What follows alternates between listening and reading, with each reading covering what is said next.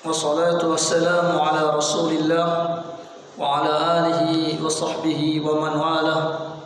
Allahumma salli wa sallim wa barik ala Muhammad wa ala alihi wa sahbihi ajma'in.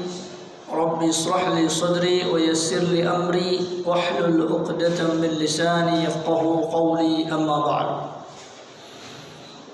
Alhamdulillah, kita di kesempatan kali ini diberikan nikmat oleh Allah Subhanahu wa taala untuk kembali ke dalam masjid-masjid kita. Mudah-mudahan Allah Subhanahu wa taala benar-benar melindungi kaum muslimin muslimat dari segala hal-hal yang mudarat, dari wabah, dari penyakit dan segala fitnah-fitnah keburukan. Salawat dan salam tercurahkan kepada uswah tauladan kita Rasulullah sallallahu alaihi wasallam.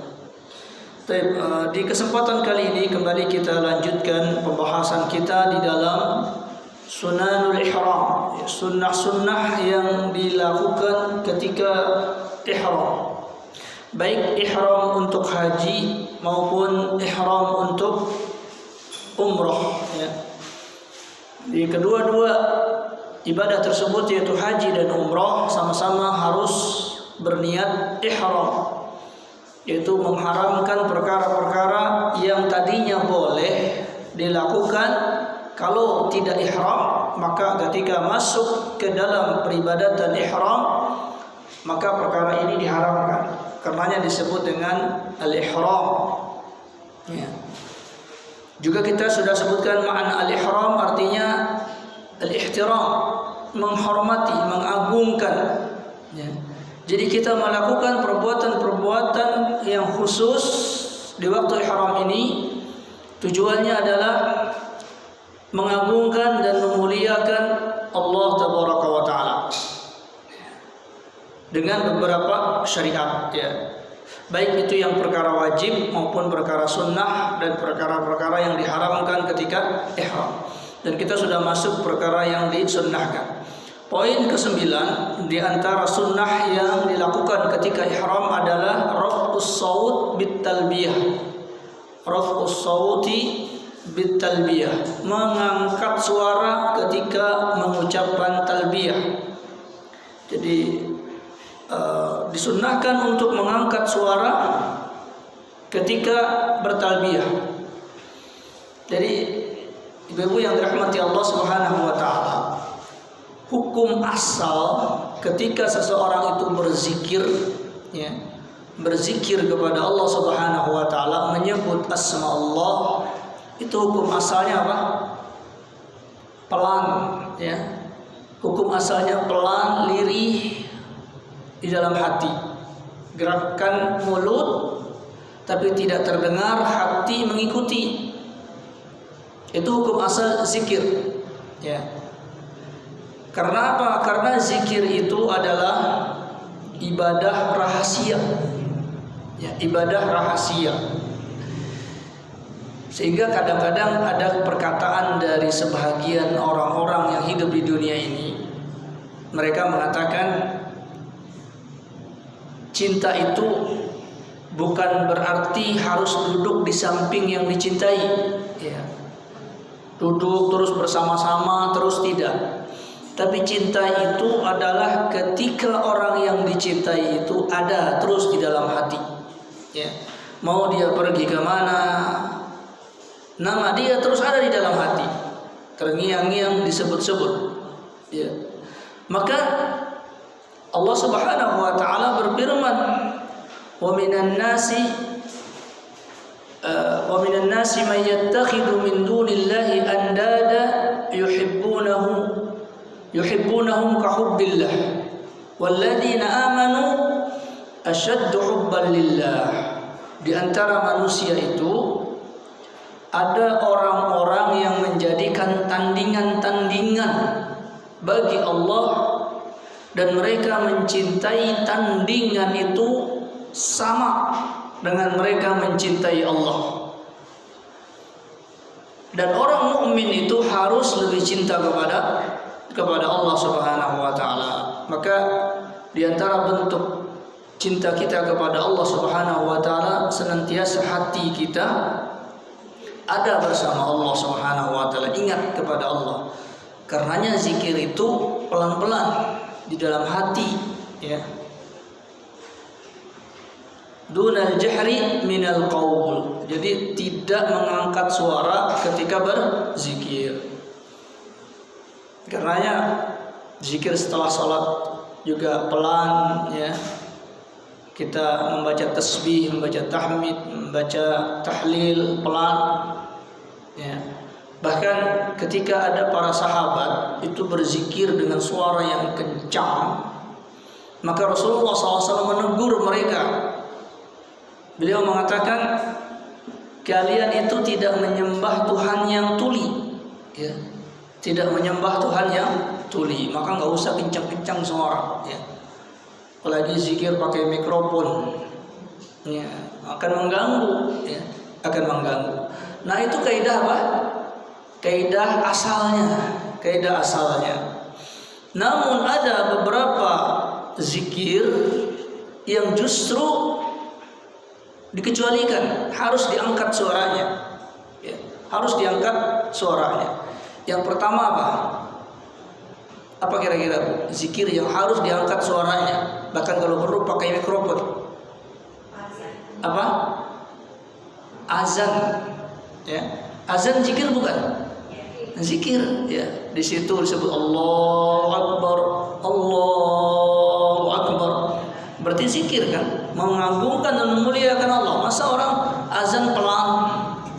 Ya nggak mungkin. Ya, maka azan itu kencang, harus dikencangkan. Yang kedua takbir fi yaumil idaini, ya, takbir ketika pada hari Idul Fitri dan Idul Adha.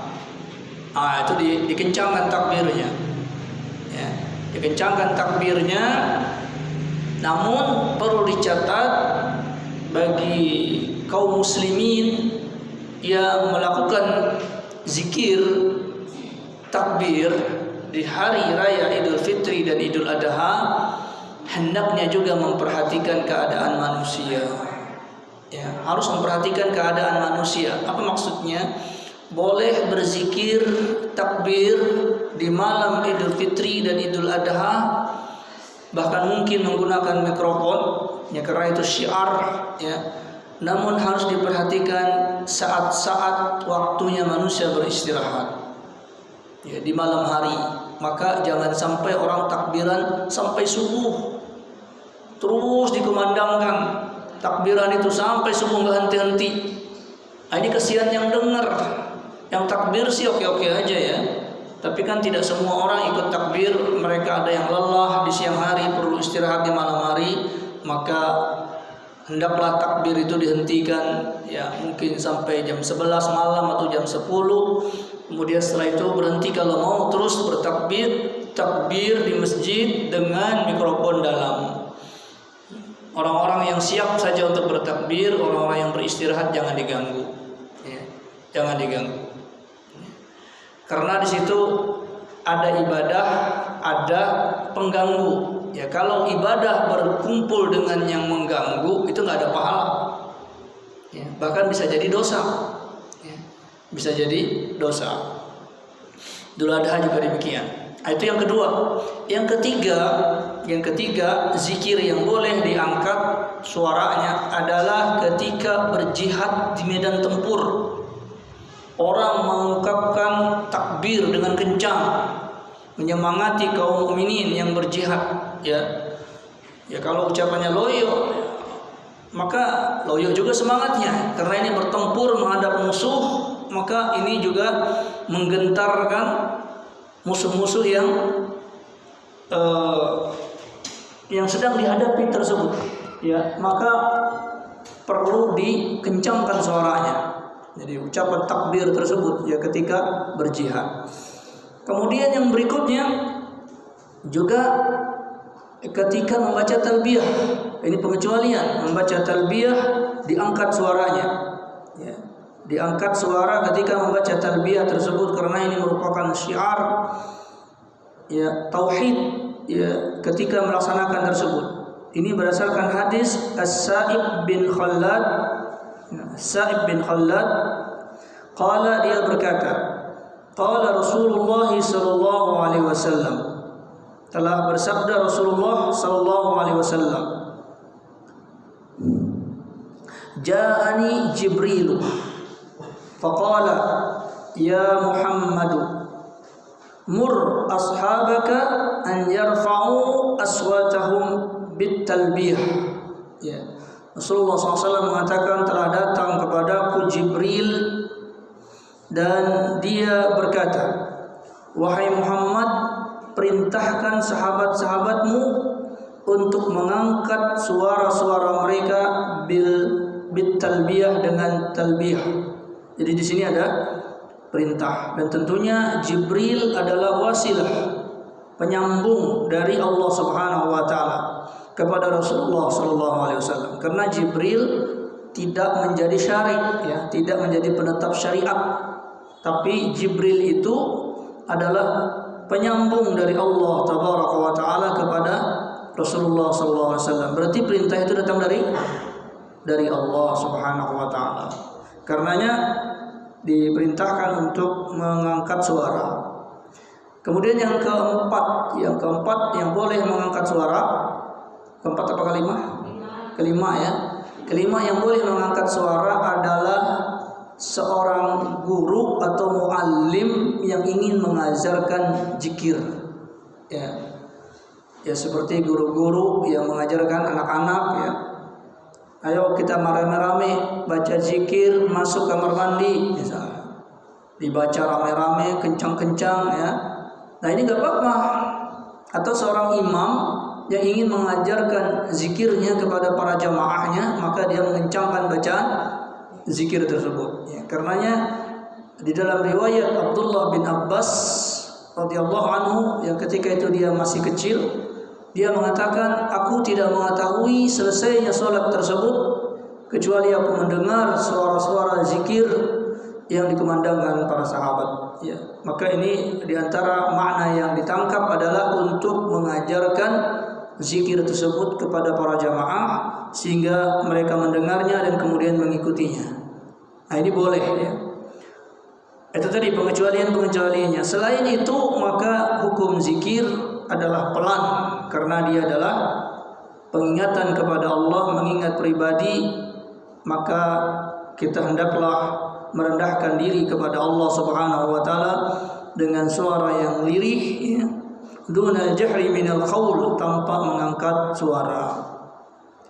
Kembali kita ke dalam pembahasan kita, yaitu mengangkat suara dengan talbiyah, yaitu labbaik Allahumma labbaik, labbaik la syarika lak labbaik, dan seterusnya itu, yaitu disuruh mengencangkan suara. Ya, dan ini juga merupakan perkara sunnah menurut jumhur ulama ya. Menurut jumhur ulama sunnah. Adapun menurut pendapat Az-Zahiriyah, ya Az-Zahiriyah, pendapat Zahiriyah adalah wajib ya. Jadi kalau orang pelan membaca talbiyah maka dianggap talbiyahnya tidak sah. Ini menurut pendapat Zahiriyah. Adapun pendapat jumhur adalah sunnah, dan pendapat jumhur lebih rajih. Ya, karena apa? Karena hukum asal berzikir itu adalah pelan. Lalu dikencangkan karena ada tujuan. Ya, karena ada tujuan-tujuan. Maka tujuan-tujuan ini penguat ya. Maka ketika ada tujuan penguat ini, berarti yang tadinya hukumnya pelan menjadi dikencangkan, maka tidak sampai kepada perkara wajib ya. Nah, bagaimana dengan seorang perempuan? Apakah juga disunnahkan untuk mengangkat suaranya ketika bertalbiyah? Maka di sini dikatakan ahlul ilmi, orang-orang yang mengerti dalam masalah agama ini, ajma'a, bersepakat annal mar'ah la yulabbi anha ghairaha bal hiya tulabbi an nafsiha. Jadi perempuan itu tidak bertalbiyah untuk orang, untuk selain dia, tetapi dia bertalbiyah untuk dirinya sendiri. Ya, kalau laki-laki itu bertalbiyah untuk dirinya dan untuk orang. Ya, jadi sama kita baca Al-Quran. Ya. Baca Al-Quran itu untuk diri kita dan untuk orang lain. Ya. Karenanya wajib orang baca Al-Quran dengan benar, dengan bagus suaranya. Karena apa? Karena dia baca Al-Quran untuk dirinya dan baca Quran untuk orang lain supaya didengar. Ya. Maka harus benar. Ya. Nah, adapun perempuan di dalam masalah ini, maka mereka cukup membacanya untuk dirinya sendiri, artinya cukup didengar oleh dirinya sendiri, tidak diangkat suaranya tersebut. Maka pendapat mayoritas para ulama bahwa perempuan tidak mengangkat suaranya dengan talbiyah. Ya, di antara dalil tentang masalah tersebut, pertama dalil secara umum bahwa perempuan tidak dianjurkan untuk mengangkat suaranya ya di dalam masalah-masalah zikir tersebut dan ibadah. Di antaranya firman sabda Nabi SAW, beliau bersabda, at-tasbihu lirrijali wat-tasfiqu linnisa. Ya. Bertasbih itu untuk laki-laki dan bertepuk tangan itu untuk wanita. Jadi ketika sholat imamnya salah, maka laki-laki menegur imam itu dengan ucapan subhanallah, ya, subhanallah, subhanallah. Kalau perempuan at-tasfiq, yaitu dengan menepuk punggung tangannya dengan telapak tangannya, ya. Jadi bukan telapak ketemu telapak, ya, tapi telapak ketemu punggung. Ya, karena apa? Karena kita sholat itu meletakkan tangan kanan di atas tangan kiri. Ya. Maka tangan kanan menepuk punggung tangan kiri. Ya. Punggung tangan maksudnya, ya, bukan punggung badan, ya. Punggung tangan. Ya. Nah, itu berarti perempuan tidak mengeluarkan suara. Ya. Tidak mengeluarkan suara ketika mereka berada di antara laki-laki dan perempuan. Dan ini sudah kita bahas, kalau perempuan itu sholat bersama para perempuan juga, maka boleh mengucapkan tasbih. Ya, kalau imam perempuannya salah, jamaahnya juga perempuan, maka kembali kepada hukum asal mereka bertasbih, ya, bukan bertasbih. Ya. Juga diriwayatkan dari Abdullah bin Umar bahwa Nabi SAW bahwa beliau mengatakan, ya, la tas'adul mar'ah fawqa as-safa'i wal marwa wa la tarfa'u sautaha bitalbiyah. Janganlah seorang perempuan itu ikut-ikutan naik ke gunung Safa dan Marwah, ya, ke gunung Safa dan Marwah, atau naik ke gunung Uhud, ya, atau ke ke Gua Hira, ikut-ikutan naik. Ya. Wala tarfa'u sautaha bitalbiyah, dan janganlah para perempuan itu mengangkat suaranya dengan talbiyah. Namun ini disebutkan dalam riwayat Imam Al-Baihaqi dengan sanad yang dhaif sampai kepada Ibnu Umar. Walaupun hadis ini hadis mauquf, ya, hadis mauquf, hadis yang disandarkan kepada sahabat saja, tidak sampai kepada Rasulullah. Namun para ulama hadis mengatakan kalau sahabat itu ngomong berarti apa? Ilmunya datang dari Rasulullah SAW. Cuman sayangnya riwayat hadis ini lemah, ya. Namun kelemahan riwayat ini tidak menjadikan bahwa riwayat ini tidak boleh dijadikan dalil, ya. Boleh dijadikan dalil karena apa? Karena ada saksi-saksi dari riwayat yang lain yang menunjukkan adanya perintah untuk perempuan tidak mengangkat suaranya.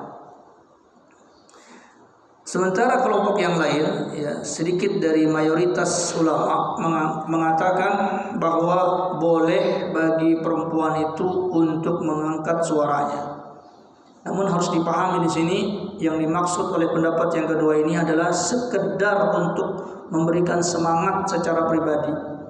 Jadi kalau dibacanya dalam hati saja cuma komat-komat, itu kurang semangat. Apalagi ini ibadahnya sambil berjalan, ya, sambil naik kendaraan, ya, maka bolehlah diangkat sedikit, ya, sehingga mereka memiliki semangat di dalam beribadah tersebut, ya. Di antara yang berpendapat di sini adalah Ummul Mukminin Aisyah radhiyallahu anha. Aisyah radhiyallahu anha mengatakan boleh seorang perempuan itu mengangkat suaranya. Ini berdasarkan kepada keumuman hadis yang tadi kita baca, ja'ani Jibrilu faqala ya Muhammad mur ashabaka an tarfa'u aswatahum bitalbiyah.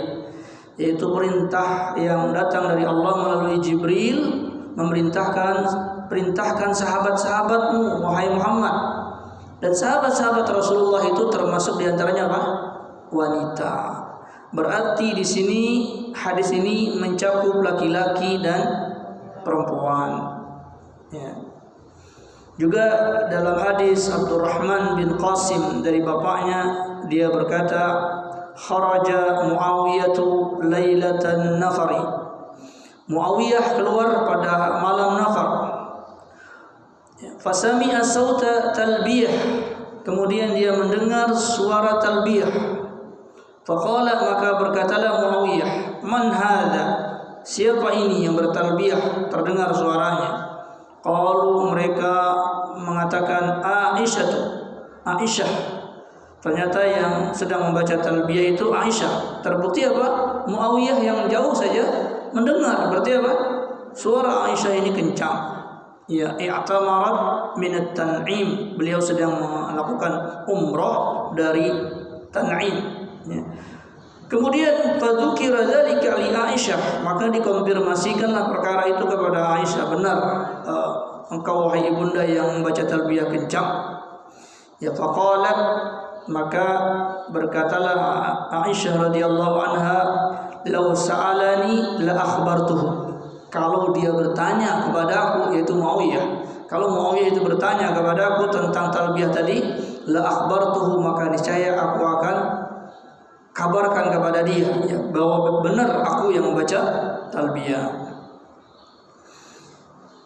Ya.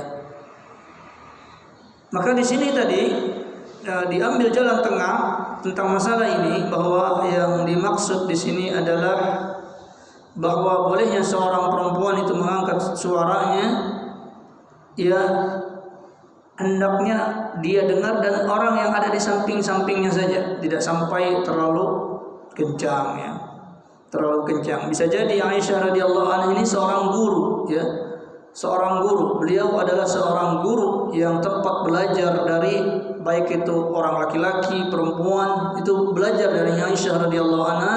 Maka ketika Aisyah radhiyallahu anha mengangkat suaranya, bisa jadi itu adalah maknanya dia sedang mengajarkan, meriwayatkan lafal talbiyah tersebut supaya didengar oleh orang yang lain, ya. Kalaupun selain beliau, maka tidak ada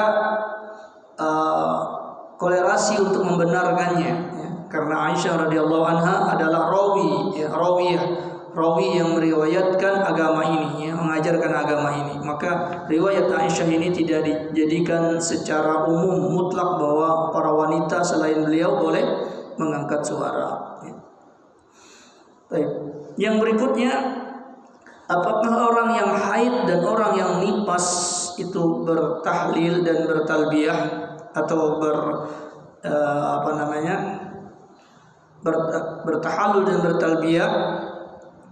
Maka sebagaimana sudah kita sebut di dalam beberapa pendapat para ulama tentang masalah perempuan haid itu boleh berihram dan juga boleh bertawaf, ya.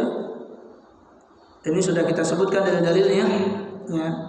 Terutama ketika perempuan yang haid itu pada masa haid yang sedang sedikit, ya.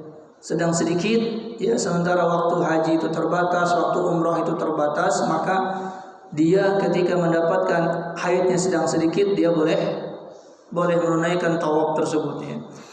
Begitu pula, ya, walaupun itu dianjurkan mereka mandi, ya. Mandi di sini artinya mandi bebersih saja, bukan mandi bersuci, ya, karena orang yang haid walaupun dia mandi, maka mandinya tidak menjadi apa? Tidak menjadi pensuci, ya, tapi sebagai pembersih saja untuk beribadah tersebut. Maka boleh seorang perempuan yang haid dan nifas setelah dia mandi tersebut untuk membaca talbiyah, ya. dan berihram. An Aisyah qalat, dari Aisyah radhiyallahu anha dia berkata, nafasat Asma'u bintu Umaisin bi Muhammad bin Abi Bakar bisyajarah. Jadi Asma binti Umais yang saat itu sedang menjadi istri dari Muhammad bin Abi Bakar,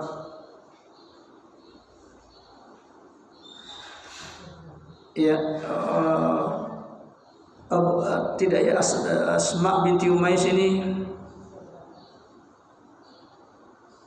beliau pada saat itu sedang nipas, sedang nipas bisyajarah, dalam sebuah pohon, di bawah sebuah pohon, melahirkan, Asma binti Umais ini melahirkan Muhammad bin Abi Bakar.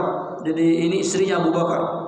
Asma binti Umais ini istrinya Abu Bakar, yaitu beliau nipas setelah melahirkan Muhammad bin Abi Bakar bisyajarah, dalam sebuah pohon. Ini sudah kita ceritakan bahwa pada saat itu Asma binti Umais ini sedang hamil, tapi ketika dia mendengar Rasulullah mau melakukan haji, maka beliau ikut, dan pada saat itu beliau melahirkan, maka fa'amara Rasulullah sallallahu alaihi wasallam Abu Bakrin an ya'muraha, Abu Bakar ya'muruha an taghtasila wa tahilla, yaitu Rasulullah memerintahkan Abu Bakar untuk menyuruh Asma ini untuk mandi dan kemudian berihram.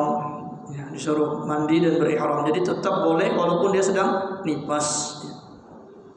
Qala Nabi sallallahu alaihi wasallam, Nabi juga pernah bersabda kepada Aisyah radhiyallahu anha, lamma hadat, ketika dia sedang haid. Jadi ketika Aisyah sedang haid, Rasul mengatakan kepada Aisyah, if'ali ma yaf'alul hajj ghairu atau ghairaan la tatubi bil bait. Lakukanlah wahai Aisyah apa yang dilakukan oleh orang-orang yang haji. Apa saja perbuatan haji lakukan. Ghairu an la tatubi, kecuali engkau jangan tawaf, jangan tawaf di bait, di Masjidil Haram, di Ka'bah. Berarti talbiyah termasuk perbuatan haji atau tidak? Termasuk perbuatan haji. Berarti di sini Aisyah sedang haid, maka Aisyah melakukan yang dilakukan oleh orang-orang haji, selain daripada tawaf tadi. Maka di sini termasuk di antara perbuatan haji adalah talbiyah. Baik. Sekarang lafal talbiyah yang sunnah itu seperti apa? Di sini ada riwayat dari Nafi, dari Ibnu Umar. Jadi kalau kita sudah dengar kata-kata Nafi, Imam Nafi, pasti jalurnya dari Abdullah bin Umar. Karena Nafi ini adalah mantan budaknya Abdullah bin Umar. Karena dia rajin belajar, maka Abdullah bin Umar memerdekakannya. Bisababil ilmi, dengan sebabnya ilmu, diangkatlah Nafi ini menjadi rawi hadis, seorang budak, yang kemudian dimerdekakan oleh Abdullah bin Umar. Maka di antara jalur riwayat yang paling kuat adalah dari Nafi, dari Abdullah bin Umar, dari Rasulullah sallallahu alaihi wasallam. Maka dikatakan anna talbiyata Rasulullah sallallahu alaihi wasallam, bahwa talbiyahnya Rasulullah sallallahu alaihi wasallam adalah beliau mengucapkan labbaik Allahumma labbaik, labbaik la syarika la labbaik, innal hamda wan ni'mata laka wal mulk la syarika lak. Itu lafal yang diucapkan oleh Rasulullah, labbaik Allahumma labbaik, kami penuhi panggilanmu ya Allah, kami penuhi panggilanmu ya Allah. Labbaik, kami penuhi panggilan kepadamu ya Allah. La syarika lak, tidak ada sekutu bagimu. Labbaik, kami penuhi panggilan. Innal hamda, sesungguhnya pujian, wan ni'mata, dan segala nikmat, laka, darimu, wal mulk, dan kerajaan juga milikmu. La syarika lak, tidak ada sekutu bagimu. Jadi ini syiar tauhid yang dikumandangkan oleh Rasulullah sallallahu alaihi wasallam. Itu talbiyahnya Rasulullah sallallahu alaihi wasallam. Kemudian diriwayatkan juga wa kana Abdullah bin Umar yazidu fiha, Abdullah bin Umar menambahkan di dalam lafaz talbiyah tersebut labaika wa sa'daika wal khairu bi yadaika wal raghbatu ilaika wal amalu. Ya. Itu tambahan dari Abdullah bin Umar, labaika, kami penuhi panggilanmu ya Allah, wa sa'daika, dan kebahagiaan darimu ya Allah, wal khairu biyadik, kebaikan ada di kedua tanganmu ya Allah, wal raghbu ilaika, dan semua keinginan kepadamu ya Allah, wal amalu, dan begitu pula amal kepadamu ya Allah. Itu tambahan dari Abdullah bin Umar. Dalam hadis Jabir yang panjang, ini cerita tentang haji, itu yang paling lengkap adalah riwayat Jabir bin Abdullah. Ya. Nah di dalam riwayat itu maka Jabir bin Abdullah menyebutkan fa'ahalla bit tauhid, kemudian Rasulullah SAW bertalbiyah dengan tauhid. Ya. Itu apa ucapannya? Labbaik Allahumma labbaik, labbaik la syarika labbaik, innal hamda wan ni'mata laka wal mulk la syarika lak. Itu juga riwayat Jabir. Jadi sama riwayat Abdullah bin Umar, riwayat Jabir bin Abdullah ini juga sama ya. Wa halallan nasu bihadzal ladzi yuhalluna bihi, dan manusia pun bertalbiyah dengan apa yang mereka talbiyahkan ya. Jadi maksudnya di sini manusia itu ada yang melakukan tambahan-tambahan pujian-pujian ya, pujian-pujian kepada Allah Subhanahu wa taala, falam yarudda Rasulullah SAW alaihim syai'a minhu, dan Rasulullah SAW tidak menolaknya. Jadi ada saking senangnya mereka, saking cintanya kepada Allah, tambahkan lagi lafal-lafal pujian kepada Allah ya. Lafal-lafal yang menunjukkan ketertundukan dan keinginan untuk mendapatkan karunia dari Allah, mereka tambahkan lagi lafal-lafal tersebut, dan Rasulullah mendengarnya.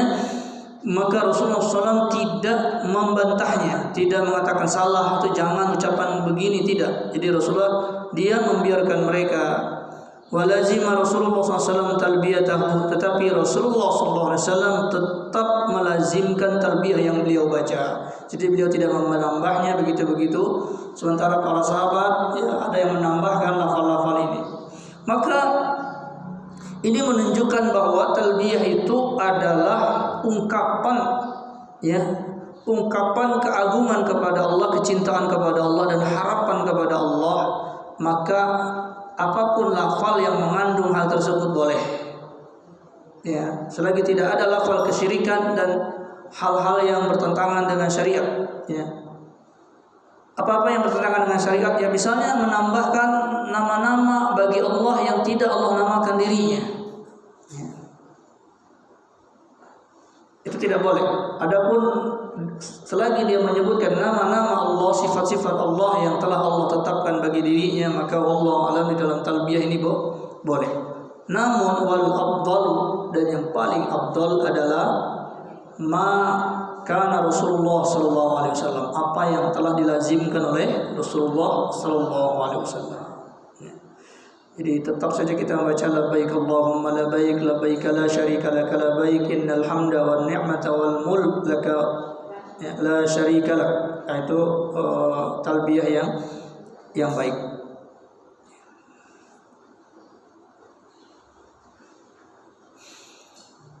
Kemudian tempat-tempat bertalbiyah.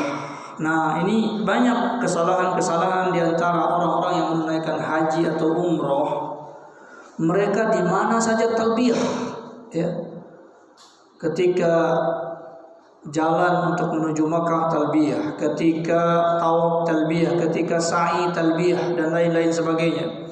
Benarkah itu? Maka di sini ada tempat-tempatnya talbiyah itu, ya. Tidak semuanya dibaca ya ketika sedang melakukan ibadah haji. Ada tempat-tempatnya. Yang pertama asna'us su'ud wal hubud fit tariq. Jadi ketika mendapatkan jalan menanjak dan jalan yang turun ketika berjalan untuk menuju tanah haram. Ya seperti kita naik pesawat.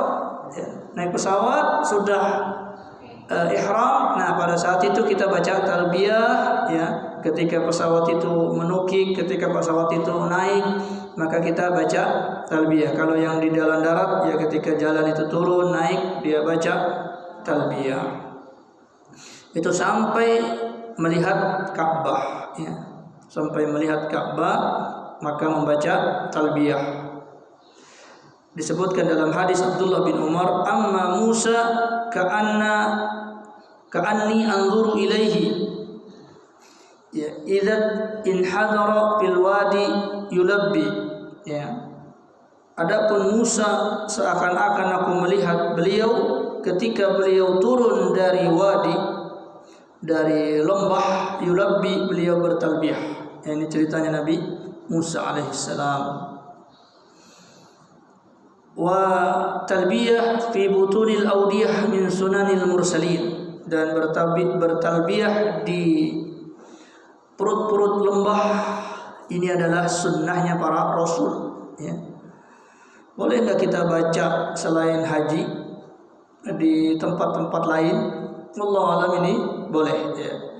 Jadi tidak harus haji, di tempat-tempat perjalanan kita sedang safar, ada jalan yang turun, ada jalan yang naik, boleh kita baca ya.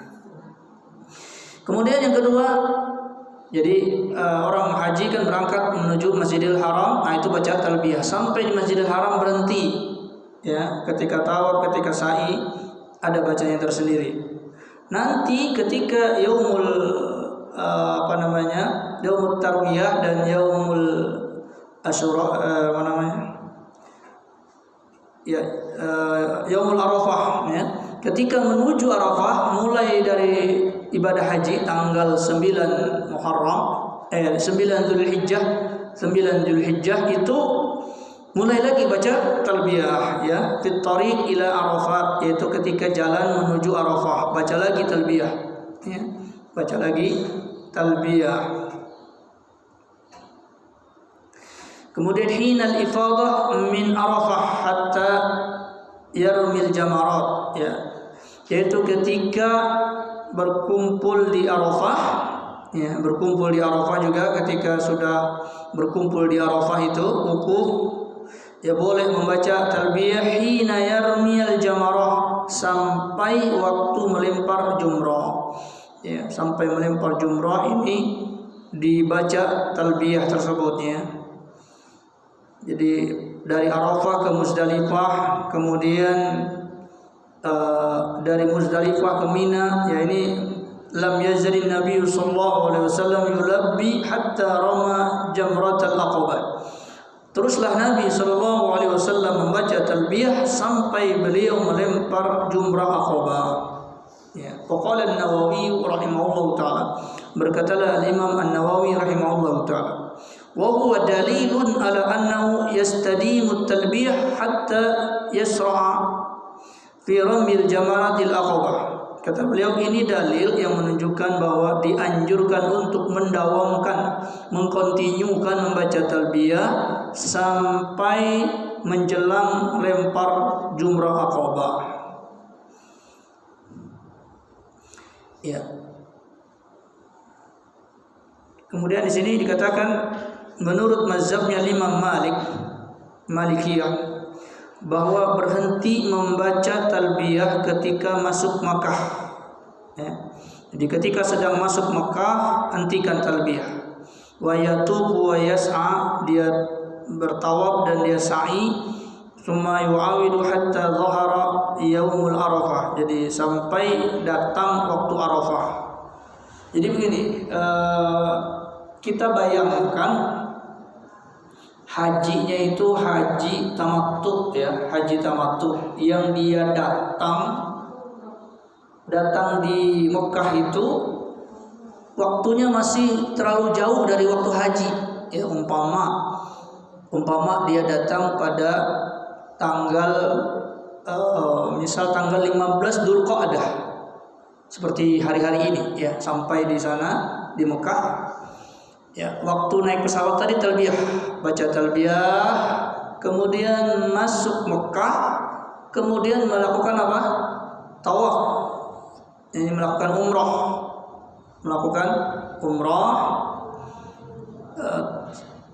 Kalau sudah masuk Masjidil Haram tadi berhenti, selesai umrah, selesai tahallul, kan masih banyak waktu tuh.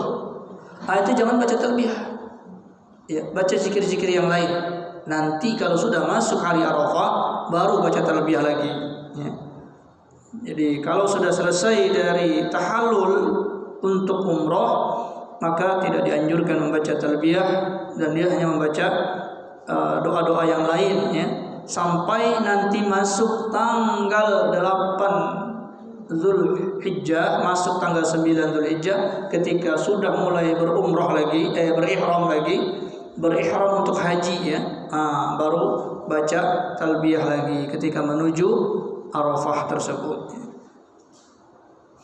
Jadi nanti jangan kayak kita orang turun gunung nggak belajar, ya, ketika tawaf baca talbiyah, ini salah tempat, ya. Ketika sa'i baca talbiyah juga salah tempatnya. Jadi itu harus diperhatikan. Waqala rahimahullahu taala, ya, itu berkata Al-Hafidh Ibnu Hajar Al-Asqalani, kata beliau, yahtamilu wa zahir, yang nampak, annahu arada, yaitu yang diinginkan oleh Al-Imam An-Nawawi, Al-Imam Malikiyah, itu yansik anit talbiyah wa ka'annahu arada bil haramil masjid. Ada sebahagian lagi mengatakan bahwa menahan baca talbiyah ini kalau sudah berada di dalam Masjidil Haram. Wal murad bil imsak anit talbiyah at-tashaghul bi ghairiha min at-tawaf wa ghairiha la tarkuha aslan. Namun Imam Ibnu Hajar mengatakan bahwa yang dimaksud menahan talbiyah ini ketika berada di Masjidil Haram itu supaya orang yang haji ini menyibukkan dirinya dengan perkara tawaf tadi, ya. Karena tawaf ini isinya itu apa? Isinya itu doa-doa, permintaan kita, harapan-harapan kita kepada Allah. Jadi ketika kita tawaf itu doa saja, berdoa, meminta-minta kepada Allah Subhanahu wa taala, baik perkara dunia maupun akhiratnya. Walaupun yang utama adalah perkara akhirat, minta diselamatkan dari api neraka, minta dimasukkan ke dalam surga, minta anak-anak yang saleh-salehah, minta rezeki yang barokah. Itu. Jadi kalau dia sibuk dengan talbiyah, maka nanti apa-apa yang diminta itu terlewatkan, ya. Padahal itu saat-saat mustajabah, ya. Minta kepada Allah, maka doa-doa terus di situ. Ketika tawaf berdoa, begitu pula ketika sa'i berdoa kepada Allah, meminta, ya. Tapi kata beliau, la tarkuha aslan, bukan pengharaman secara mutlak, tidak boleh, ya, tidak boleh. Ini pendapat dari Ibnu Hajar Al-Asqalani, ya. Sehingga juga dia mengatakan, wa zahir aidan anna al-murad bil imsak, yang nampak juga yang dimaksud dengan menahan talbiyah tersebut adalah tarku tikrar talbiyah wa muwadhabatuha, yaitu meninggalkan untuk mengulang-ulang talbiyah dan merutinkannya. Mungkin sesekali bunyi enggak apa-apa, tapi terus-menerus jangan, ya, karena tadi ada waktu-waktu kita meminta-minta kepada Allah taala di dalam Masjidil Haram tersebut, ya. Wallahu a'lam. Baik, itu perkara-perkara sunnah yang dilakukan ketika ihram. Sekarang kita masuk kepada al-mahdhuratul ihram, perkara-perkara yang haram, tidak boleh dilakukan ketika sedang ihram. Ini terbagi menjadi dua, ya. Perkara yang diharamkan ketika ihram ini ada dua. Yang pertama mahdhuratun, ya, mahdzurun yufsidu al-hajj, yaitu perkara yang haram dilakukan oleh orang yang muhrim, yang bisa merusak haji. Jadi hajinya bisa batal, hajinya tidak sah kalau dia melakukan perkara tersebut ketika sedang ihram. Artinya dimulai sejak dia niat ihram, yaitu ketika melewati apa? Miqat, ya. Ketika dia sudah melewati miqat, maka itu berarti dia sedang muhrim, sampai dia tahallul nantinya, sampai dia tahallul. Nah, itu ada beberapa perkara yang haram dilakukan, dan di antara yang haram itu ada yang bisa merusak haji tersebut alias batal hajinya. Yang pertama adalah al-jima'u, yaitu berkumpul suami istri, ya. Berkumpul suami istri sebelum tahallul yang pertama. Qabla ramil jamaratil aqabah 'alal haji, sebelum melempar jumrah aqabah. Ya. Kalau tahallul dari umrah, ya, itu sebagian para ulama berarti selesai ya. Jadi kalau dia tamattu, maka tamattu dikatakan ini juga belum bagi orang yang menggunakan ibadah haji. Kalau umrah selesai berarti, ya. Belum, dia tidak boleh berkumpul tadi ya sampai dia selesaikan hajinya, itu tahallul dari haji setelah jamarat, itu baru boleh berkumpul suami istri tersebut, ya. Ini berdasarkan firman Allah Ta'ala di dalam surah Al-Baqarah ayat 197. Faman farada fihinnal hajja fala rafatha wala fusuqa wala jidala fil haji. Barang siapa yang telah menunaikan kefarduan haji, maka fala rafatha, tidak boleh dia melakukan rafas. Rafas itu perkara-perkara yang menyinggung seksualitas, ya, baik sesama pasangannya maupun kepada orang lain, ya. Bercanda-bercanda masalah-masalah seksual itu tidak boleh, ya. Wala fusuqa, dan juga perbuatan fasik, ya. Perbuatan fasik adalah perbuatan-perbuatan yang melanggar larangan Allah Subhanahu wa taala. Wala jidala, dan jangan banyak berdebat fil haji, di dalam haji, ya. Sebab orang kalau sibuk berdebat nggak bisa ibadah. Dan ini kenyataan bahwa ketika kita sampai di Masjidil Haram, banyak sekali perkara-perkara yang tidak sesuai dengan kita. Maka diam saja, bukan saatnya berdebat, ya. Biarin saja, orang mau takbirnya begini, orang mau bentuk ibadahnya begini begitu, diam saja, nggak usah didebat, ya, karena bukan waktunya.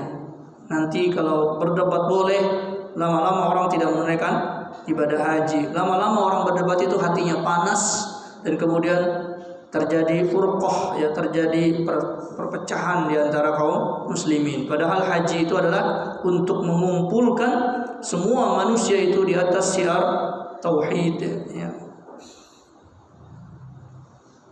Kemudian,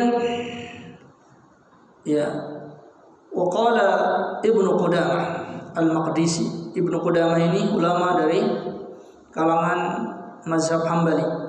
Kitab beliau yang utama adalah Al-Mughni. Dalam kitab Al-Mughni, Imam Ibnu Qudamah mengatakan, amma fasadul haji bil jima' fil farji falaysa fi ikhtilaf. Ya, maka kata Imam Ibnu Qudamah, adapun rusaknya haji dengan perkara berkumpul suami istri, yaitu bertemunya khitanani, ya, yaitu bertemunya dua kemaluan itu, maka kata Imam Ibnu Qudamah, falaysa fihi khilaf, falaysa fihi ikhtilaf, tidak ada perselisihan. Ini kata lain dari ijma', ya, ijma' sepakat. Jadi sepakat. Kita sudah sering saya ulang-ulang sampaikan, di antara ciri dari kelompok sesat adalah mereka menyelisihi ijma' ini. Ya, mereka menimbulkan pendapat yang kedua. Ya, setelah umat Islam berijma', bersepakat, tiba-tiba dia memunculkan pendapat yang kedua, maka nyata itu kelompok yang sesat. Jika ada yang memfatwakan boleh melakukan hubungan suami istri ketika sedang ihram, maka dia adalah aliran yang sesat, ya. Karena apa? Karena ini perkara ijma', ya, tidak ada khilaf. Berkata juga Imam Ibnul Munzir, ajma'a ahlul ilmi ala anna al-hajja la yufsidu, ya, bi ityani syai' fi halil ihram illa al-jima'. Kata Imam Ibnu Munzir, ahlul ilmi, orang-orang yang berpengetahuan dalam agama ini, mengatakan bahwa haji itu tidak rusak ketika kita melakukan sesuatu yang dilarang di dalam haji ketika ihram, kecuali jima'. Kalau jima' sudah nggak ada tawar penawarnya, haji itu rusak. Kalau yang lain-lainnya ya masih ada perbedaan pendapat, ada yang mengatakan rusak, ada yang mengatakan tidak. Tapi kalau sudah jima maka ini tidak ada selisih pendapat ulama tentang rusaknya haji akibat perbuatan tersebut.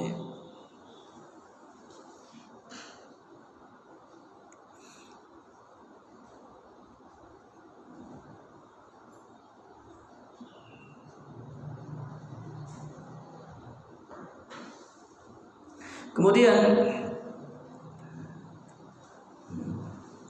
kalau seandainya terjadi perkara jima tersebut, ya, jadi terjadi juga ketika orang sedang haji, maka tadi para ulama mengatakan hajinya batal. Ya, walaupun ada sedikit pendapat dari para ulama, di antaranya Ibnu Abbas, Abu Hanifah mengatakan la yubtilul hajju bil wat'i ba'da Arafah, ya, tidak membatalkan haji apabila berkumpul suami istri setelah hari Arafah. Ya, tentunya ini sudah jelas ya, sudah tahallul. Nah, kalau itu terjadi kemudian in wata'a, jika seorang suami berkumpul dengan istrinya ma baina an yajzima ila an yarmil jamar al-qabah, ketika dia baru berazam beringin untuk melempar jumrat, belum terjadi lempar jumratnya, fasadal hajju, maka hajinya batal. Wa in wata'a ba'da rami, apabila dia menjima istrinya setelah melempar jumrah walaupun belum tahallul, ya, belum tahallul maksudnya di sini, maka fahajjuhu tamun, maka hajinya sempurna, ya. Walaupun yang paling afdal adalah apa? Adalah selesai dari tahallul, ya, setelah melempar jamar, ya. Kemudian apa yang menjadi konsekuensi selain batalnya haji tersebut, ya? Selain batalnya haji tersebut, maka dikatakan oleh para ulama, idza jama'a ar-rajulu zawjatahu qabla tahallul al-awwal athima wa batala hajjuhu.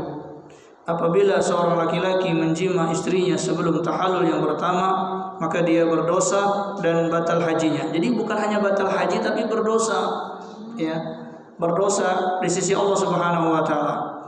Ya, sebab seseorang tersebut sudah mengazamkan dirinya untuk beribadah kepada Allah, mentaati Allah, kemudian dia membatalkannya, maka ini merupakan dosa, ya. Di mana Allah Taala berfirman wa atimmu al-hajj wal umrah lillah.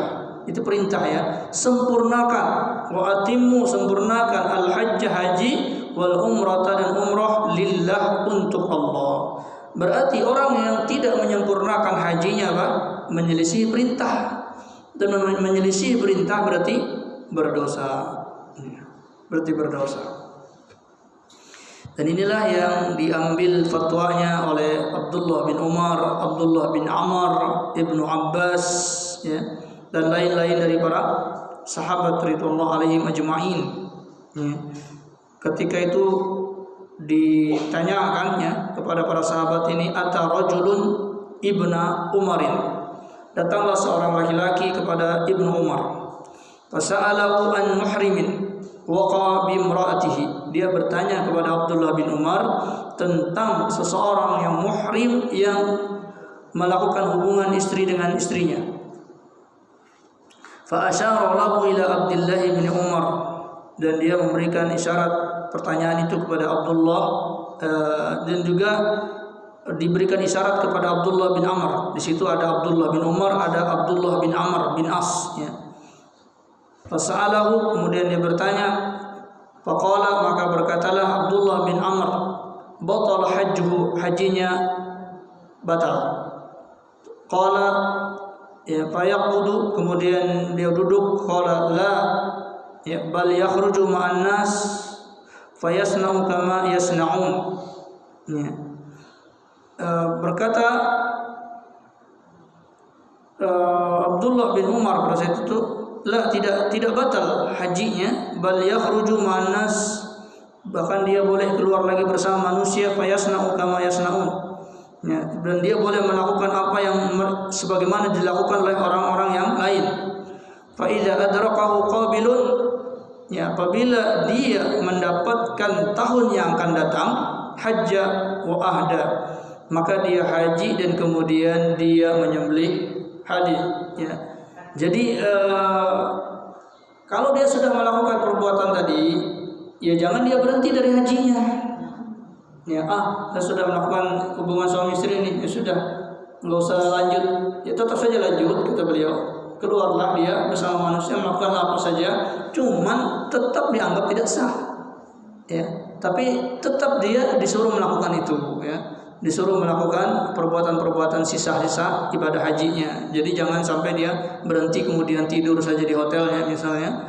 Tidak, tapi dia disuruh keluar untuk menyelesaikan ibadah haji tersebut. Tapi apabila telah datang tahun yang akan datang, dia haji lagi dan dia membayar haji, membayar korbannya. Faraja'a ila Abdullah bin Umar. Setelah mendapat pendapat dari Abdullah bin Amr ini, orang ini kembali lagi kepada Abdullah bin Umar. Jadi Abdullah bin Umar dengan orang tadi dengan Abdullah bin Amr. Jadi jangan salah sebut ya. Jadi sahabat Nabi itu ada dua yang mirip. Abdullah bin Umar, ini anaknya Umar bin Khattab. Yang kedua Abdullah bin Amr. Tulisannya yang satu Umar, Ain Mim Ra, Umar. Yang satu tulisannya Ain Mim Ra Waw. Ada huruf waw di belakangnya, Amr. Ya, bacanya Amr. Ya, yang alim itu dua-duanya alim, ya, tapi dari sisi kekuatan ilmunya maka Abdullah bin Umar, anaknya Umar bin Khattab lebih alim. Ya. Kalau orang Jawa bilang Gus, ya, anaknya kiai. Ya. Umar itu kiai, anaknya Abdullah bin Umar. Ya. Walaupun tidak mesti, ya. Tapi di sini kenyataannya Abdullah bin Umar lebih alim. Fa akhbarahu, kemudian mereka kabarkan tentang fatwa tadi kepada Abdullah bin Umar. Kemudian enggak puas lagi, ya. Fa arsalna ila Ibni Abbas. Ditanya lagi kepada Abdullah bin Abbas. Padahal Abdullah bin Abbas ini paling kecil, ya, sahabat paling kecil. Fasa'alahu faqala lahu mithla ma qala Ibnu Amr. Maka ternyata Ibnu Abbas, ya, menjawab sebagaimana jawaban Abdullah bin Amr tadi. Faraja ilaihi, barulah dikhabarkan lagi kepada Abdullah bin Umar. Faqala lahu ar-rajul, maka berkatalah orang tersebut, ma taqulu anta, bagaimana pendapatmu wahai Abdullah bin Umar? Faqala, maka Abdullah bin Umar mengatakan, misla ma qala, sebagaimana ucapan dari Abdullah bin Amr dan Abdullah bin Abbas, sama. Saya setuju dengan mereka berdua. Ya, berarti di situ hajinya batal, tetapi konsekuensinya dia tetap harus menyelesaikan haji. Nggak boleh langsung pulang, ya, atau berdiam saja di hotel, tapi dia menyelesaikan semua perkara-perkara haji tersebut dan dia harus mengulanginya di esok tahunnya, ya, di tahun kemudian.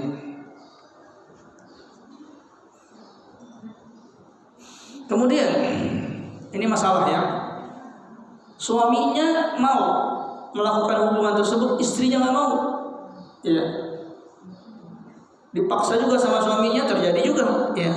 Apakah dua-duanya hajinya batal atau suaminya saja, ya? Maka di sini dikatakan oleh para ulama, fa inna hajjaha sahihun, haji perempuan itu sahih, ya, haji perempuan itu sahih, ya, karena dia tidak menginginkannya, lakinya yang ingin, ya, maka dia sahih dan seorang suami tetap melayani suaminya. Ya. Karena ini bukan zina, ya, jangan dianggap zina. Haramnya itu bukan haram seperti zina, ya. Maka seorang istri dia menunjukkan bahwa dia menasihati suaminya bahwa itu nggak boleh, bahwa ini akan membatalkan haji, tapi suaminya kebelet juga misalnya, ya sudah, ya, mau nggak mau, ya. Tapi di sini para ulama mengatakan perempuan itu hajinya sahih, la fidyata 'alaiha bi khilafi zawjiha, ya. Tidak ada fidyah bagi perempuan tersebut. Ini berbeda dengan suaminya, ya. Kalau suaminya jelas dia berkeinginan, dia berniat, ya, maka dia batal hajinya.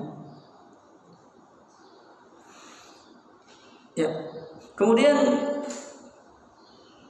bagaimana kalau suami itu berhubungan dengan istrinya setelah tahallul yang pertama? Ya, tahallul yang pertama itu setelah jumroh pertama ya, setelah jumroh pertama itu nanti tahallul lagi, baru nanti datang lagi ke Mekah untuk tawaf lagi, tawaf ifadah ya. Kemudian sa'i, baru tahallul, itu tahallul kedua yang disepakati sebelum tahallul yang pertama jima tersebut. Bagaimana setelah tahallul yang pertama selesai tapi belum tahallul yang kedua? Maka para ulama mengatakan lam yunsid hajjuhu, ya, tidak batal hajinya, lakinnahu ya'tham, tapi dia berdosa. Wajib atasnya keluar dari tanah halal dan berihram kembali. Ya. Ya, artinya berihram saja. Tapi ibadah hajinya tetap sah tadi yang sudah dilakukan, tapi dia keluar ke tanah halal wa yuhrim, dan dia berihram lagi, berniat ihram lagi, ya. Liyatubul ifadah, untuk melakukan tawaf ifadah. Ya. Demikian. Jadi kalau dia setelah menjima istrinya kemudian tidak keluar lanjut lagi, maka berarti dia tidak dalam keadaan ihram. Kalau dia tawaf tidak dalam keadaan ihram, maka tawafnya tidak sah. Maka jalan keluarnya adalah dia keluar ke tanah yang bukan tanah haram, misalnya ke Madinah, ya, atau keluar daerah miqat, ya, keluar miqat, kemudian masuk miqat dan berihram lagi, baru dia menyelesaikan tawaf ifadahnya. Wallahu a'lam. Kemudian yang ketiga, apabila seorang suami tersebut menjima istrinya karena dia lupa, ya, atau dua-duanya lupa, ya, nggak tahu mungkin terjadi atau tidak, bisa jadi, ya, bisa jadi lupa kalau sedang ihram, ya, nasian, lupa, ya, tentunya kalau sudah lupa tidak ada masalah, ya, tidak ada masalah. Tapi mungkin nggak orang lupa dalam masalah begini, wallahu a'lam, ya. Tapi kalau seandainya lupa, benar-benar lupa dia, la syai' alaihi la kafarah wa la ghairiha, ya. Tapi kalau dilupa-lupakan, nah ini yang salah, ya. Allah maha tahu apa yang ada dalam hati manusia. Wa laisa 'alaikum junahun fima akhta'tum bihi walakin ma ta'ammadat qulubukum. Tidak ada dosa bagi kalian terhadap perkara-perkara yang kalian lalai, lupa di situ atau keliru di situ, tetapi apa yang diniatkan oleh hati, yang disengaja oleh hati. Nah, itu satu yang merusak haji, yang termasuk larangan haji. Itu satu saja dengan perincian-perinciannya tadi. Sekarang yang kedua, larangan haji tetapi tidak merusak haji, ya, tidak merusak haji. Hajinya tetap sah, ya, tetapi di sini ada dosa dan ada perkara-perkara yang harus dia selesaikan apabila dia melakukannya. Yang pertama, labsur rajuli al-muhita min ath-thiyab, yaitu seorang laki-laki memakai pakaian yang berjahit. Pakaian yang berjahit, ya. Ini biasanya terjadi orang yang melakukan haji qiran, ya, haji qiran atau haji ifrad, ya. Dia masuk Mekah itu terus berihram dan tidak ada tahallul di situ. Kadang-kadang saking mungkin dinginnya lupa dia pakai jaket, ya, dia pakai jaket. Nah, itu kan pakaian berjahit tuh, ya, pakaian berjahit. Bahkan ada yang lupa, ya, ihramnya dicopot, dia pakai baju tidur, ya, padahal belum tahallul, ya. Nah, ini namanya memakai baju yang berjahit. Maka perkara ini diharamkan bagi seorang laki-laki. Kalau perempuan bebas, ya, bebas, karena laki-laki hanya memakai dua pakaian tersebut, yaitu selendang dan sarung, ya. Maka tidak boleh dia memakai baju kemeja, celana, kemudian tidak boleh dia menutup kepalanya pakai imamah, pakai sorban, pakai peci, ya, pakai topi dan lain-lain yang menutup kepalanya. Tidak boleh memakai kaos kaki, ya. Kaos kaki juga nggak boleh, ya. Maka ini berdasarkan hadis la yalbasul qumus walal amaim walal amaim walas sarawilat walal baran wal barans wal khifaf, ya. Janganlah orang yang haji tersebut memakai baju kurung, memakai sorban yang dililitkan di kepala, ya. Dan juga memakai celana, ya, memakai topi dan memakai sepatu yang tertutup, ya, sepatu yang tertutup yang menutupi atas kakinya sampai ke atas, ya. Ini tidak boleh. Illa ahadun yajidu na'laini, kecuali seseorang yang memakai dua sendal, ya, sendal yang biasa, ya. Falyalbas, maka dia boleh pakai, ya. Kalau sendal yang tidak ada tutupan di atasnya boleh, ya. Wal yalbas khaffaini wal yaqta'huma asfala minal ka'bain, boleh dia memakai khuf, sepatu tersebut, tapi wal yaqta'huma, tapi dia potong atas sepatunya tersebut, jangan sampai mata kakinya tertutup, ya. Boleh pakai khuf, jadi kalau sendal slop itu boleh, ya, yang mata kakinya terlihat. Tapi kalau sudah mata kakinya nggak kelihatan, maka ini tidak boleh. Wala talbasu min athiyab syai'an massa ja'faran aw warashin, jangan dia memakai pakaian atau sesuatu yang sesuatu tersebut tersentuh minyak wangi. Di zaman Nabi yang terkenal ja'faran dan waras, ya. Waras itu seperti air mawar, ya. Tapi maksudnya ini sejenis ini, walaupun bukan merek ja'faran, tetap nggak boleh pakai minyak wangi, ya, ketika sedang ihram tersebut. Tetapi kalau baju ihramnya itu sudah wangi, dicuci dengan sabun yang berwangi, tidak masalah, tapi tidak ditambahkan secara menyendiri, ya, minyak wangi, maka itu tidak boleh.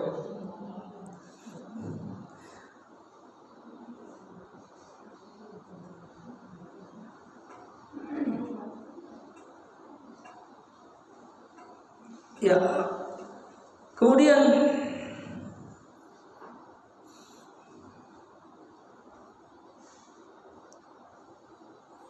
ini tidak, kalaupun terjadi dia melakukan hal tersebut, maka dia berdosa saja, ya. Dia berdosa dan segera dia melepas pakaiannya tersebut dan mengganti dengan pakaian ihramnya, ya. Kalau dia bersengaja maka dia berdosa di situ.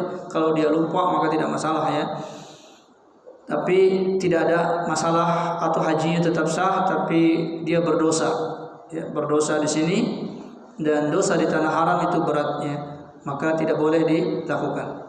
Kemudian yang kedua, taghtiyatur rajul ra'sahu bimulasaq, ya, menutup kepala dia dengan sesuatu yang bersambung dengan kepala, nempel di kepala, ya, kayak peci, kayak sorban, itu nggak boleh. Tapi kalau kayak payung, ya, yang tidak nempel, dipakai untuk menutupi dari panas, maka ini tidak masalah, ya. Yang tidak dibolehkan yang menempel di kepala.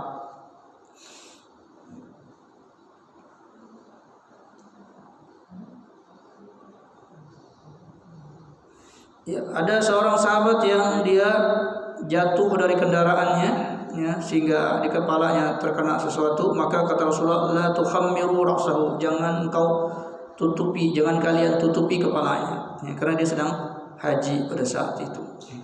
Kemudian yang berikutnya, labsul mar'ah an-niqab wal burqa wal qafazain, itu dilarang juga seorang perempuan memakai cadar burqa, yaitu penutup mukanya. Penutup mukanya, maka dia harus copot cadarnya tersebut ketika dia menunaikan ibadah haji, ya.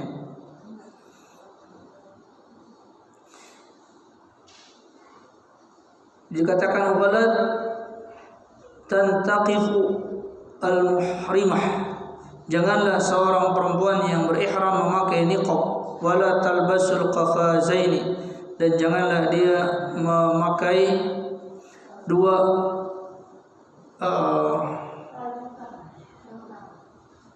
selendang di sini, ya. Wa qad ikhtalafa fihima, dan para ulama berselisih pendapat di sini apakah ini ucapan Rasulullah atau tambahan dari Abdullah bin Umar. Namun Al-Hafidz Ibnu Hajar mengatakan ini tambahan dari Abdullah bin Umar. Namun demikian tambahan dari Abdullah bin Umar ini tentunya di atas ilmunya Rasulullah sallallahu alaihi wasallam. Kecuali ada riwayat tentang Aisyah radhiyallahu anha yang tetap memakai niqabnya ketika dia sedang berihram. Ya, sebagian para ulama menyebutkan ini adalah kekhususan bagi para istri Nabi tersebut, ya, karena perkara mereka lebih rumit daripada perempuan-perempuan yang lain.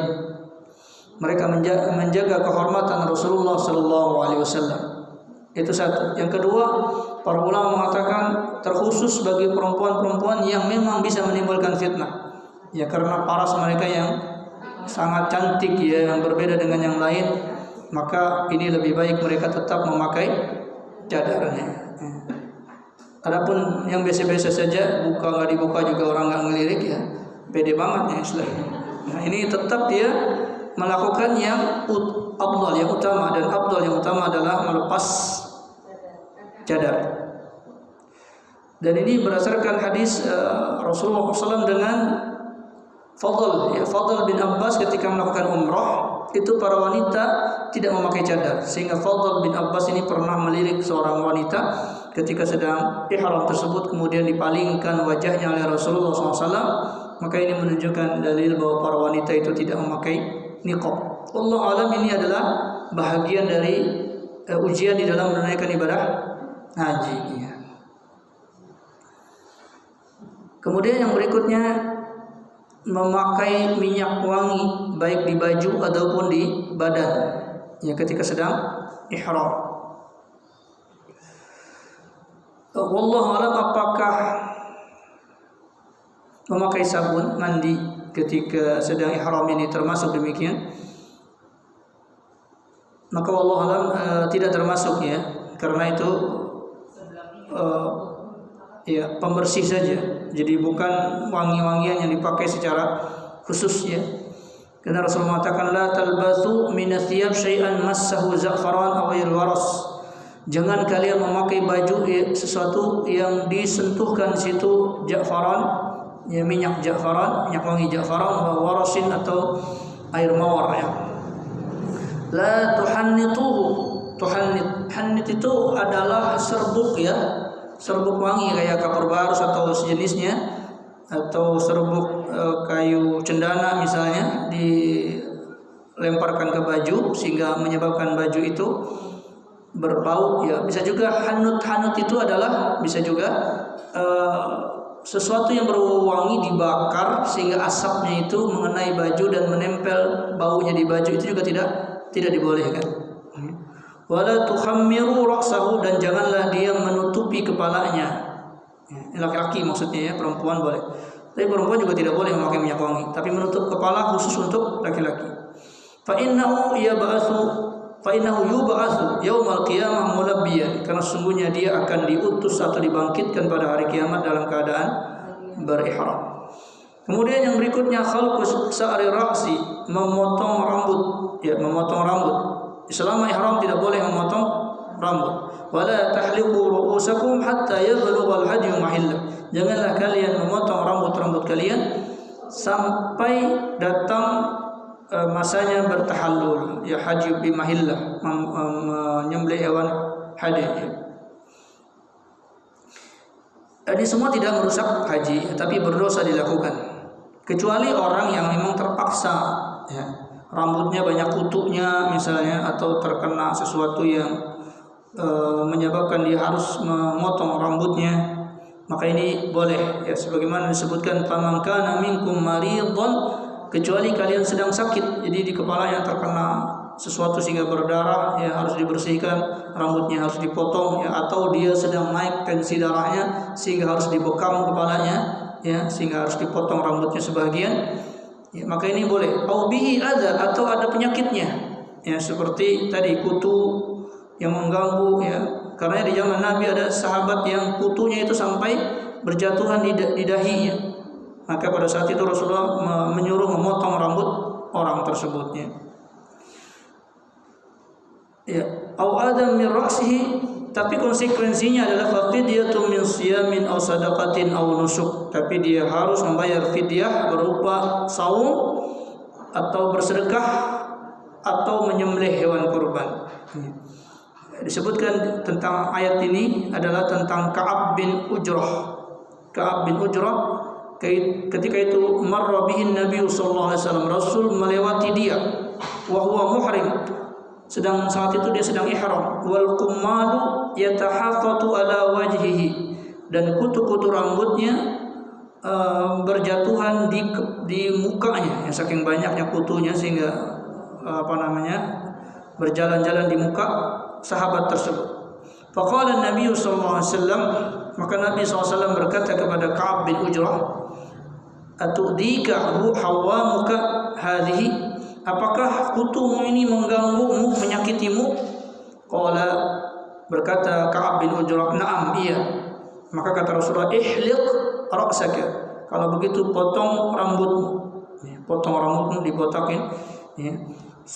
Ya, ini juga sebagai dalil kalau orang kena penyakit rambut, penyakit kutu, maka dibotakin.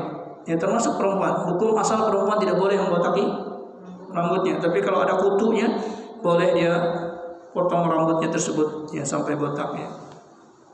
Kemudian untuk orang yang umrah, sum salasata ayyamin, berpuasa 3 hari, au it'amu sittati masakin, atau memberi makan 6 fakir miskin, 6 orang saja, ya, 6 orang fakir miskin, au nusukin bisyatin, atau berkorban dengan seekor kambing. Apakah boleh memotong bulu-bulu tubuh selain daripada rambut, ya, seperti bulu ketiak atau kumis atau bulu kemaluan, ya. Maka qala Nawawi, berkata Imam Nawawi, wa qala ashabuna, berkata sahabat-sahabat kami yaitu ashabul mazhab Syafi'i, la yahtassu tahrim bil khalqi wala bil raqsi, bal tuhramu izalatu sya'ri qabla waqti tahallul, ya. Kata beliau, pengharaman untuk memotong bulu itu tidak khusus dengan rambut, ya, dengan apa yang ada di kepala, tapi itu semuanya mencakup semuanya. Berarti tidak boleh memotong bulu ketiak, ya, memotong kumis, ya, memotong bulu kemaluan juga tidak dibolehkan, dan tetap bayar fidyah kalau dia memotong hal-hal tersebut, ya. Wallahu a'lam. Ya, karena dalil tidak ada pengecualiannya di sini, ya. Maka bulu itu kan sama saja, ya. Kalau di kepala namanya rambut, ya. Kalau di bawah tangan namanya bulu ketiak, ya. Kalau di muka, di atas mata namanya alis, kalau di atas bibir namanya kumis, ya. Kalau di bawah bibir namanya jenggot, ya. Kalau di kemaluan namanya bulu kemaluan, ya. Tapi bentuknya sama, ya, rambut juga. Maka karena larangan memotong rambut di sini, maka ini mencakup semuanya. Wallahu a'lam. Kemudian yang berikutnya adalah taklimul adhafir, memotong kuku, ya, memotong kuku, baik kuku kaki ataupun kuku tangan. Ajma ahlul ilmi ala anna al-muhrima mamnu'un min akhdhi adhafirihi. Ya, ulama ahlul ilmi bersepakat bagi orang yang ihram dilarang memotong kuku-kuku dia, ya. Wa alaihi fidyah, dan dia harus membayar fidyah dalam ucapan mayoritas para ulama, di antaranya Imam Muhammad wa Malik wa Syafi'i wa Abu Thawr dan lain-lainnya, ya. Maka in sahal ijma' fa huwa hujjatun mulazzamah, ya. Kalau ini bisa dianggap ijma', ya, maka ini berarti adalah hujjah yang sangat kokoh tentang larangan memotong kuku dan memotong rambut tersebut, ya.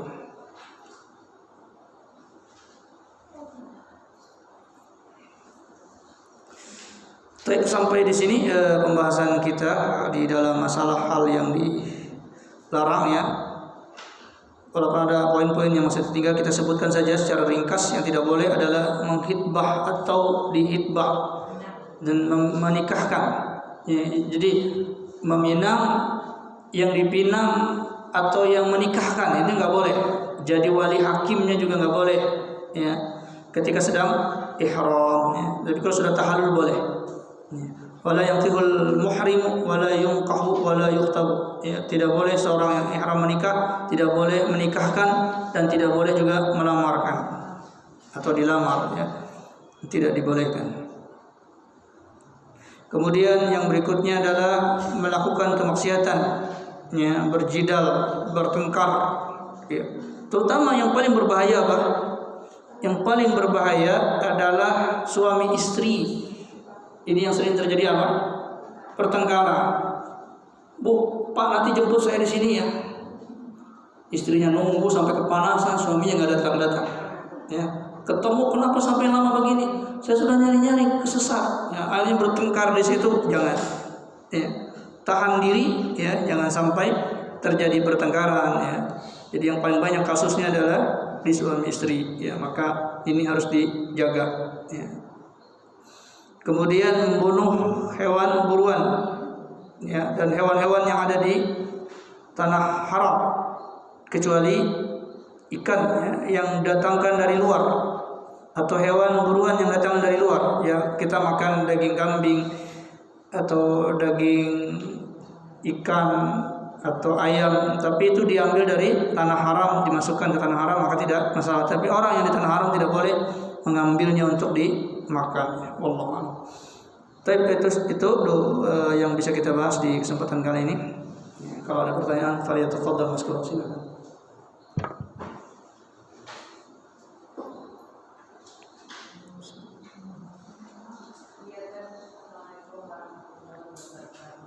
Waalaikumsalam warahmatullahi wabarakatuh. Tentang haji yang hamil itu, saya belum pernah merasakan.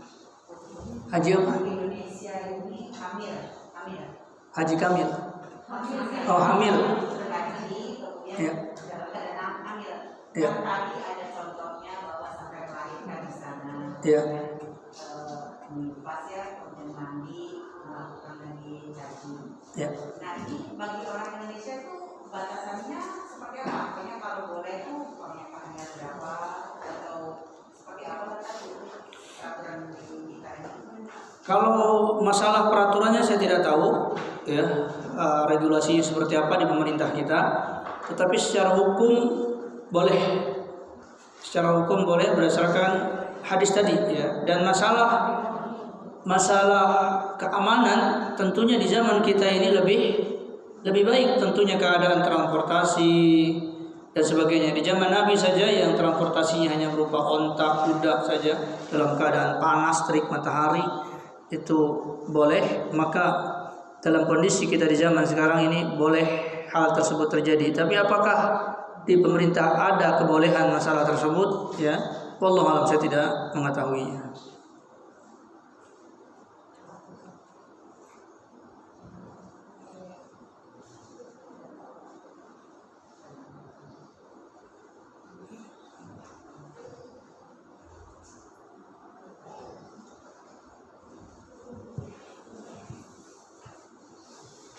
Masih ada 5 menit.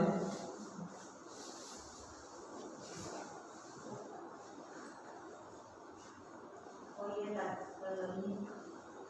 saya tuh melihat bahwa orang-orang di Mekah atau di Madinah itu kan sholatnya banyak sekali. Ya, jadi saya tuh bertanya, saya sholat apa lagi nih? Karena kan sholat kayak tahiyatul masjid 2, namanya sebanyak-banyaknya sholat duha kan sebenarnya sekian. Kemudian barangkali tambah sholat tobat ya tadi kan. Tapi saya lihat orang lain tuh, jadi saya rasa berpikir saya bersalah. Ini sholat apa lagi ya? Sholat apa lagi? Nah itu sebetulnya sholat apa saja ya Ustaz ya? Dilakukan misalnya sebelum sholat zuhur, mungkin sebelum apa itu. Ya, barakallahu fiik. Tanah haram atau Masjidil Haram bil khusus, Masjidil Haram bil khusus, wallahu alam, tidak ada waktu yang diharamkan untuk sholat. Tidak ada waktu yang diharamkan oleh waktu sholat, ya, baik setelah asar maupun setelah maghrib, setelah subuh itu boleh sholat khusus di Masjidil Haram. Adapun di tempat-tempat lain ada waktu terlarang tersebut. Ya. Salat apa saja salat, termasuk salat mutlak. Pokoknya dia salat saja ruku kepada Allah, baik dia ketahui rakaatnya ataupun tidak dia ketahui rakaatnya, boleh dia lakukan di Masjidil Haram tersebut. Ya karenanya dua hal yang diperbanyak di Masjidil Haram, tawaf dan salat. Ya salat apa saja, pokoknya salat untuk Allah. Namanya apa? Wallahu alam. Itu namanya salat mutlak tadi. Itu yang dilakukan ya.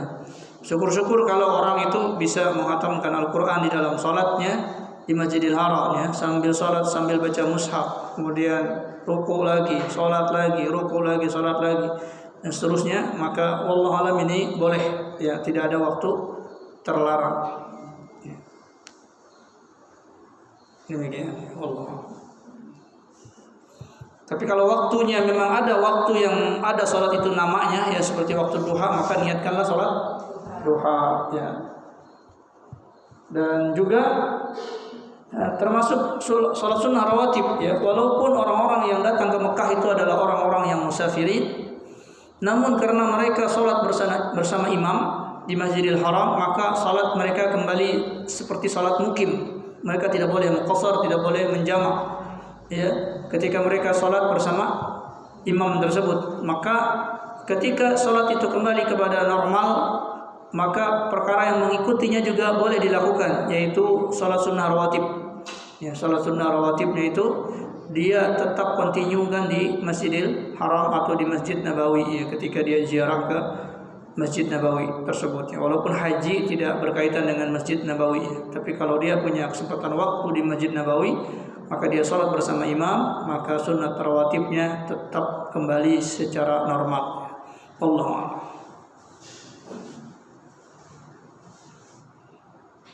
Dan ini juga berlaku bagi kita yang sedang safar, kemudian kita singgah di masjid dan berbarengan dengan imam lokal di situ, kita bermakmuman, maka kita sholat normal dan itu boleh diikuti dengan sholat rawatib, ba'diyah, qobliyah.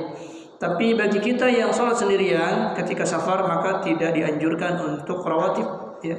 Tidak dianjurkan untuk rawatib, hanya sholat fardu saja ya, kecuali sholat qoblah subuh ya, rakaatail fajar, 2 rakaat fajar tetap dilakukan. Rawatib qobliyah subuh tetap dilakukan walaupun dalam keadaan safar ya. Wallahu a'lam.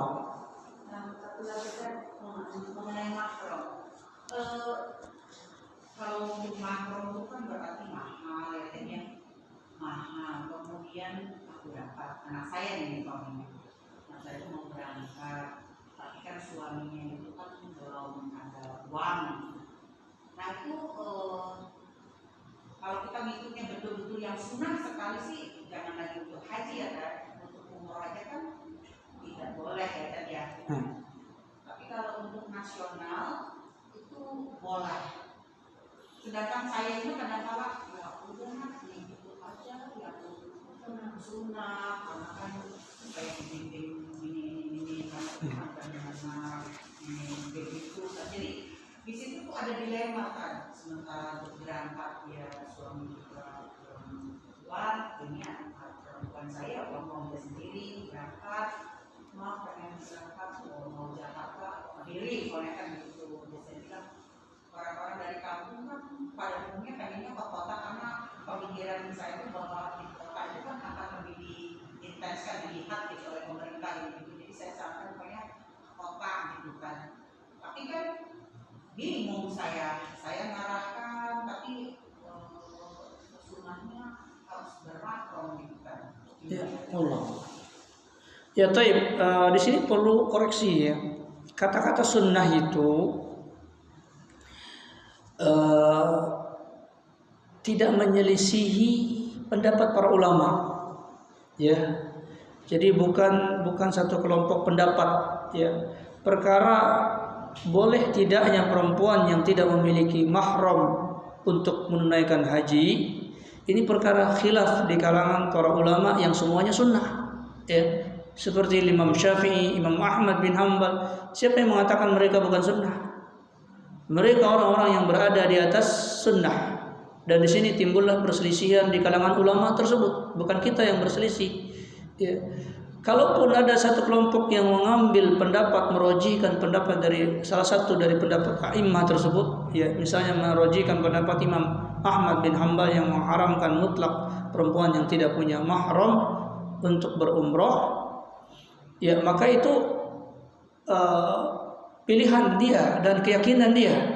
Jadi kalau ada sementara orang yang memilih pendapatnya Imam Syafi'i yang membolehkan perempuan terutama haji yang pertama kali, ya umrah yang pertama kali bagi dia, dan dia dititipkan kepada orang-orang yang aman di situ, maka ini juga merupakan sunnah, ya bukan ini merupakan perbuatan sunnah juga, karena Imam Syafi'i tidak mungkin berfatwa menyelisihi sunnah, ya karenanya di sini perkara tersebut adalah perkara khilafiyah, sehingga kita tidak bisa mengatakan ini lebih sunnah, ini sunnah, ini bukan sunnah, ya. Jangan sampai itu menjadi sebuah patokan, ya. Jadi apabila fatwa itu masih kategori khilaf di kalangan para ulama Ahlus Sunnah wal Jamaah, maka kita tidak mengatakan yang menyelisihinya tidak sunnah atau yang mengerjakannya sunnah, ya.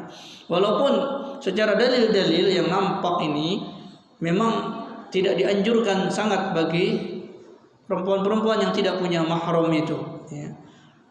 Ya, tapi kalau seandainya dia memilih pendapat dari Imam Syafi'i dan tegak juga dalilnya tentang bolehnya dia dititipkan untuk haji yang pertama, dia haji wajib dan umrah wajibnya, maka ini pun dia tidak dikatakan menyelisihi sunnah, ya karena Rasulullah SAW mengatakan al-hajju jihadul mar'ah, haji itu jihadnya perempuan, ya.